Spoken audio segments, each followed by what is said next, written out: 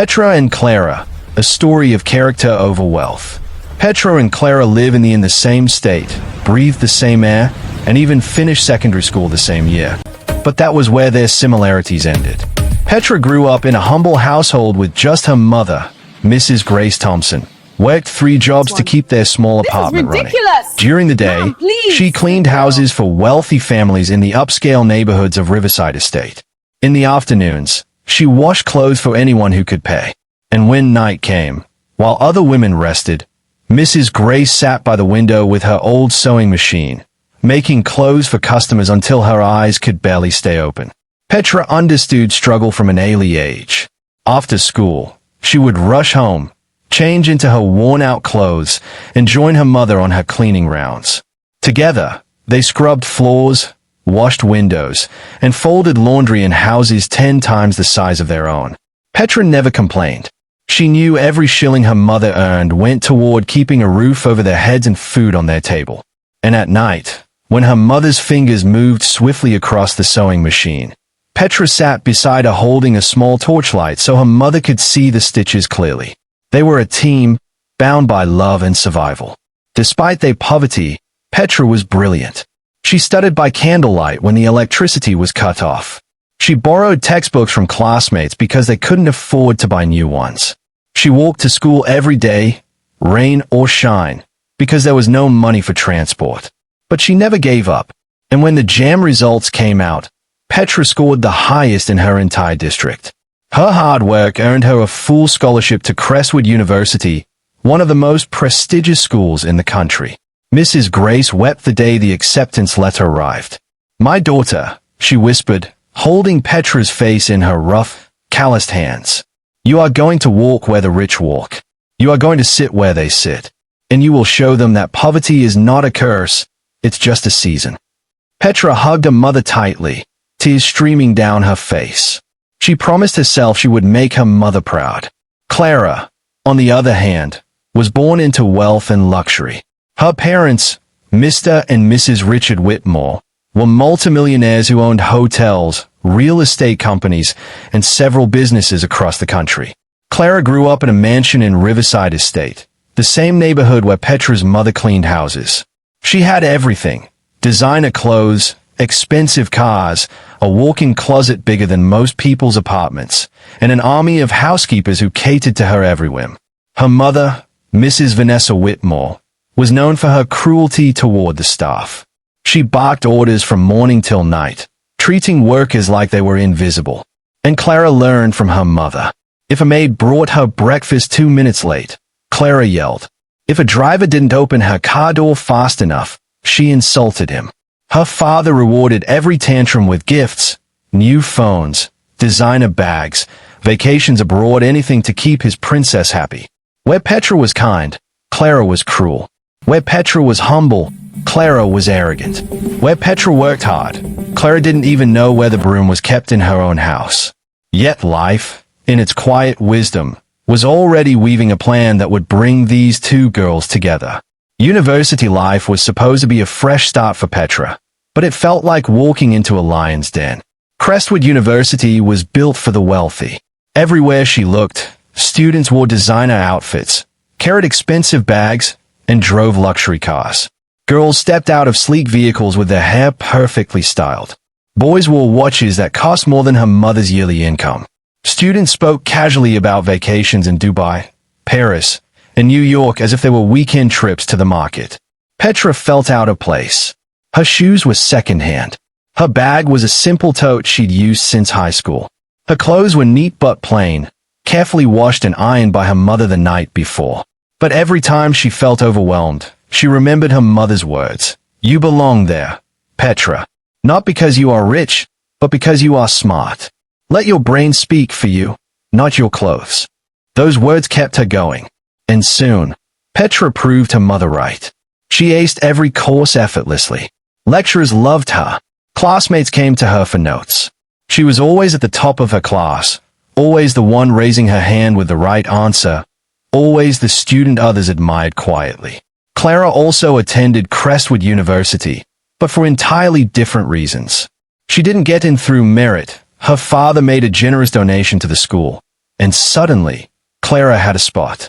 She arrived on campus like she owned it, strutting around in designer heels, long artificial nails, and perfume so strong they announced her arrival before she even appeared. Clara ruled the school through intimidation. She mocked students who didn't dress like her. She laughed at anyone who couldn't afford the latest phones. She formed a clique of equally spoiled girls, and together, they made life miserable for anyone they deemed beneath them. When Clara first saw Petra, with her simple cornrows, clean but modest clothes, and a smile that made people feel safe, she felt threatened. Not because Petra had money, but because Petra had something money couldn't buy: grace, intelligence, and a kindness that drew people to her naturally. Clara hated it. She started mocking Petra's clothes. She laughed loudly whenever Petra answered questions in class. "Madam Scholar," she would sneer, "you think books are everything." But Petra never responded. She simply focused on her studies, unbothered by Clara's cruelty. Clara's academic performance, on the other hand, was a disaster. The only reason she passed any course was because her father slipped brown envelopes to lecturers every semester. That was how Clara moved from level to level, not through effort, but through her father's wallet. Then one day, everything changed. A new student joined their class, a quiet, kind young man named Ethan Brooks. He had warm brown eyes, a gentle smile, and an inhaler he always kept tucked in his pocket. Ethan had asthma, and everyone knew it because he carried his inhaler like it was part of his body. Clara had known Ethan for years. Their families moved in the same circles: country club memberships, charity galas, exclusive parties. They'd grown up together, attending the same birthday parties as children, the same tennis lessons as teenagers, the same family vacations to exclusive resorts. Clara and Ethan had been friends since childhood, but somewhere along the way, Clara's feelings had shifted. She fell in love with him. Deeply. It started when they were 16. Ethan had defended her at a party when some boys made fun of a new hairstyle. He'd stood up for her without hesitation, and something in Clara's heart had cracked open that night. From that moment on, she saw him differently.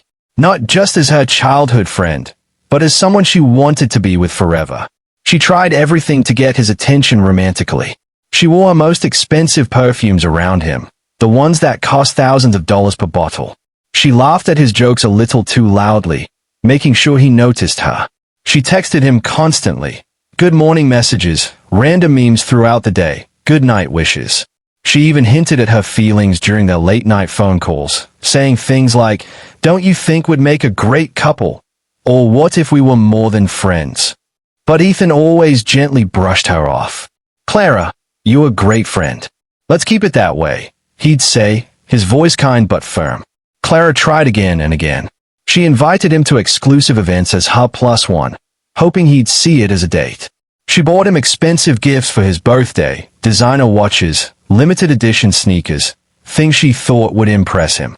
She even tried making him jealous by flirting with other guys in front of him, hoping it would trigger some realization that he wanted her. Nothing worked. One evening, after a particularly difficult day at university, Clara invited Ethan to dinner at the most expensive restaurant in the city. She wore her most stunning dress, had her makeup done professionally, and practiced what she would say in the mirror for hours. They sat across from each other, candlelight flickering between them. Clara's heart pounded as she worked up the courage to finally tell him directly. "Ethan," she began, her voice softer than usual. "We've known each other our whole lives. You know me better than anyone. And I think we could be really great together. More than friends." Ethan set down his fork slowly. His expression was gentle, but there was sadness in his eyes. "Clara, I care about you so much. You're one of my best friends. But I don't feel that way about you. I'm sorry." Clara felt her chest tighten. "Why not? What's wrong with me?" "Nothing's wrong with you," Ethan said quickly. "You're beautiful, smart, successful. Any guy would be lucky to be with you. But you can't force feelings, Clara. And I don't see you that way. I hope we can still be friends." Clara forced a smile, though her heart was breaking. Of course. Friends. But inside, she was shattered. She'd spent years loving him, years hoping, years waiting. and it had all been for nothing. Still, she didn't give up completely. She kept hoping that one day, Ethan would change his mind. That one day, he'd wake up and realize she was the one he'd been looking for all along. Then Ethan saw Petra. It was during a lecture. Petra was sitting at the front, answering a complex question the professor had posed. Her explanation was clear, thoughtful, and brilliant. Ethan watched her, captivated. The way she spoke, the way she carried herself, the quiet confidence she radiated. It was unlike anything he'd ever seen. After class, Ethan approached one of his friends. "Who is that girl? The one who sits in front?" His friend grinned. "That's Petra. She's the smartest person in our class. Scholarship student. Top of every course." Ethan smiled. "She's incredible." From that day on, Ethan couldn't stop noticing Petra. He noticed the way she greeted everyone kindly. He noticed how she helped struggling classmates without being asked. He noticed her humility, her grace, her quiet strength. And for the first time in his life, Ethan felt something he'd never felt before. He was falling in love. Clara noticed everything. She saw the way Ethan's eyes followed Petra across campus. She saw how he smiled whenever Petra raised a hand in class. She saw how he found excuses to walk past her in the hallways. Jealousy crawled into Clara's heart like poison.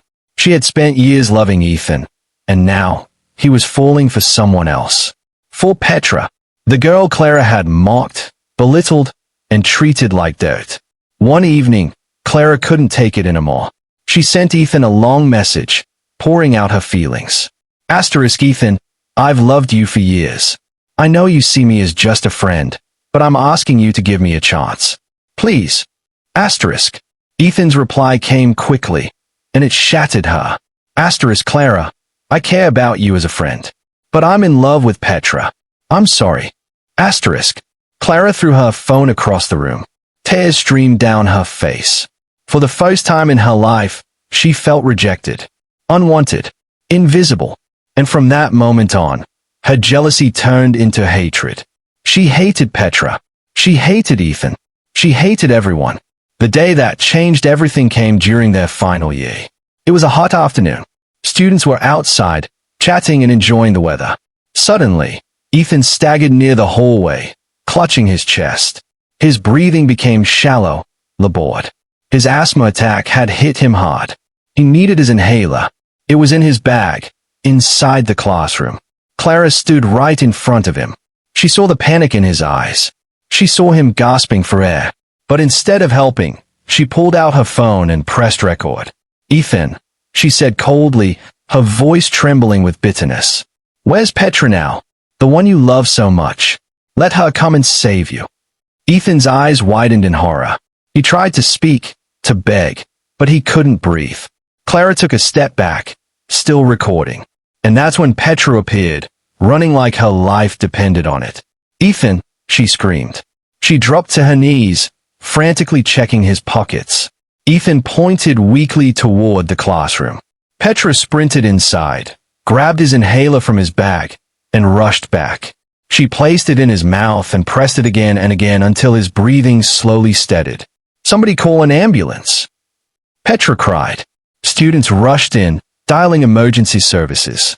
Clara quickly hid her phone, guilt flickering across her face. Within minutes, the ambulance arrived. Petra climbed in with Ethan, holding his hand tightly. Clara stood frozen as the ambulance wailed into the distance. Everyone had seen it. Everyone had seen her recording instead of helping. As students dispersed, whispers followed Clara everywhere. She heard fragments of conversations as she walked past. "Did you see what she did? She just stood there, recording. What kind of person does that? And they've been friends since childhood. Imagine." Clara's hands trembled as she walked to her car. She'd crossed a line, and she knew it. But admitting it felt impossible. Her pride, the armor she'd worn her entire life, wouldn't let her acknowledge what she'd done.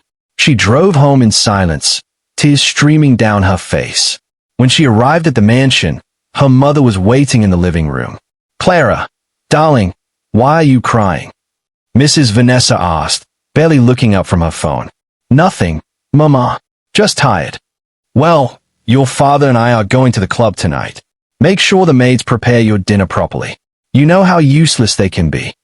Clara nodded and retreated to her room. Even in her moment of crisis, her mother was more concerned about the club than her daughter's emotional state. That was how it had always been. Money solved everything. Emotions were inconvenient. Meanwhile, at the hospital, Ethan had stabilized completely. When he woke up, the first person he saw was Petra, still sitting beside his bed, her eyes red from crying. "Petra," he whispered, his voice hoarse. "Ethan, thank God you're okay." She squeezed his hand gently. "You saved my life," he said, his eyes filling with emotion. "If you hadn't been there." "Don't think about that," Petra said softly. "You're safe now. That's all that matters." Ethan looked at her, really looked at her. In that moment, lying in a hospital bed, he saw her clearly. Not just her beauty, but her heart. The kind of heart that runs toward danger instead of away from it. The kind of heart that puts others before itself. "Petra, I need to tell you something," Ethan began. "You need to rest first," she interrupted gently. "No, I need to say this now. I've been noticing you for weeks. The way you treat people, the way you carry yourself, your kindness. Today, you prove what I already knew. You're extraordinary. And I think I'm falling in love with you." Petra's eyes widened. Her heart raced. "Ethan, you just had an asthma attack. You're not thinking clearly." "I've never thought more clearly in my life," he said, squeezing her hand. "I know this isn't the most romantic setting, but I had to tell you. You don't have to say anything now. Just know that you mean something to me." Petra felt tears welling up again, but this time they were different. Happy tears. Hopeful tears. "I'd like to get to know you better too," she whispered. Ethan smiled, a real, genuine smile that made Petra's heart flutter. When she finally got home, her mother rushed to her side. Petra collapsed into her arms and told her everything. Mrs. Grace held her daughter tightly. "My child, may God bless you. You have a heart of gold." Petra sobbed. "Mama, I was so scared. I thought he would die." "But he didn't," her mother whispered. "And that's because of you." The next day, Clara was driving home, still bitter and angry. Then she saw Petra, walking home from the market, carrying a small bag of groceries, wearing simple clothes and dusty slippers. A wicked smile crept onto Clara's face. She took a picture and uploaded it straight to their departmental group chat. "Imagine this girl acting like she's perfect but can't even afford a taxi. LOL. She sat back, waiting for the usual laughter and mockery. But something else happened. The messages poured in, all against her. Asterisk Clara, are you not ashamed after what you did yesterday? Petra is humble. She saved a life. What have you done? Alone. Your heart is what needs fixing. Clara's hand shook as she read the comments. For the first time in her life, she felt small, defeated, exposed. On graduation day, the hall was beautifully decorated. Students arrived with their parents, dressed in their finest.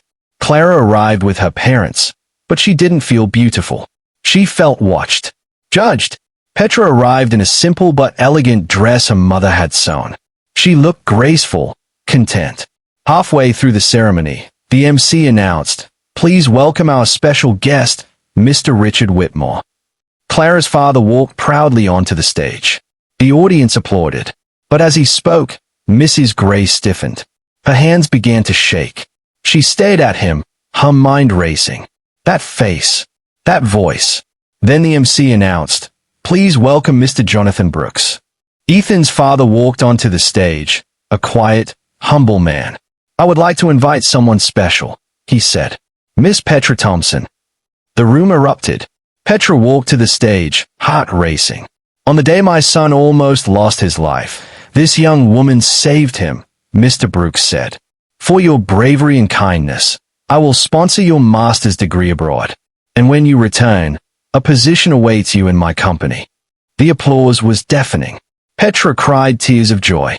Clara felt something she'd never felt before. Inferior. Then, uniformed policemen walked into the hall. "Mr. Richard Whitmore, you are under arrest." Gasps tore through the hall. Clara screamed. "For what?" Outside, as the police dragged him away, Mrs. Grace stepped forward. "Mr. Whitmore, she said, her voice trembling. Do you recognize me? He looked at her. Confusion, panic, shame. 23 years ago, I worked in your house as a maid. You forced yourself on me. When I became pregnant, you denied everything and threw me out with nothing. The crowd gasped. That child is my daughter, Petra. Silence swept the air. Clara's jaw dropped. Petra is my sister. Her mother covered her mouth, broken. Months later, the court found Mr. Whitmore guilty. His wealth was seized. His properties auctioned. Clara and her mother were forced out of their mansion. The fall from grace was swift and brutal. One day, Clara was living in a 10-bedroom mansion with marble floors and crystal chandeliers. The next, she and her mother were moving into a cramped 2-bedroom apartment in a neighborhood Clara had never even driven through before. The apartment was old. The paint was peeling. There was no air conditioning. The furniture was second-hand. For the first time in her life, Clara had to share a bathroom with her mother. She had to wash her own dishes. She had to sweep her own floors. Her mother, Mrs. Vanessa, struggled even more. The woman who once commanded an army of servants now couldn't even boil water properly. She'd never cooked a meal in her life, never cleaned a bathroom, never done laundry. Everything had always been done for her. This is all your father's fault, Mrs. Vanessa would cry every night. He destroyed us. How are we supposed to live like this? Clara, for the first time, said nothing, because deep down, she knew the truth. Her father's crimes had brought them down, yes, but their own arrogance, their own cruelty, their own sense of entitlement, those things had made the fall so much harder. Clara tried to find work. She went to interview after interview, armed with her university degree and her father's former connections. But no one wanted to hire her. The Whitmore name, once a golden ticket, was now a curse. Aren't you Richard Whitmore's daughter? One interviewer asked, his face cold. Yes, but I had nothing to do with. We don't hire people from families like yours. Thank you for coming. Rejection after rejection. Door after door slammed in her face. Clara finally understood what it felt like to be judged, to be dismissed, to be treated as less than human. She had to sell everything. Her designer bags went first. The Chanels, the Gucci, the Hermes. Then her shoes, her jewelry, her wigs. Each sale felt like cutting off a piece of herself. These weren't just material possessions. They were her identity. Without them, who was she? One afternoon, standing in line at a thrift store to sell her last designer handbag, Clara caught a glimpse of herself in a mirror. She looked tired, defeated, humble, and for the first time in her life, she felt human. Meanwhile, Petra flew abroad for her master's program. Ethan joined her. One evening, he knelt before her. Petra, will you be my girlfriend? She smiled. Yes. A year later, Petra returned with honors. She secured her position in Ethan's father's company. Soon after, Ethan proposed. One afternoon, Clara sent Petra a message. Please, can we meet? They sat in a quiet cafe. Clara looked different, humbled by life. I came to apologize, she whispered. For everything. Petra exhaled softly. I forgive you. Clara sobbed, relieved. Petra convinced Ethan to give Clara a job. Clara worked hard, proving herself. Months later, Petra called Clara into her office. You love hair and beauty. Have you ever thought of starting your own business? Clara's eyes widened. Ethan and I will support you. Capital, space, everything. That's how Clara's Crown Hair Boutique was born.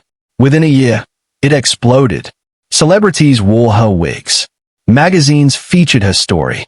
Clara became the woman she was meant to be. Not because of wealth, but because of wisdom. And the greatest lesson she carried in her heart was this. Money can dissipate. Good character is the only inheritance that never fades. Thank you for watching. If you enjoy this story, please don't forget to subscribe, like, comment, and share to your loved ones.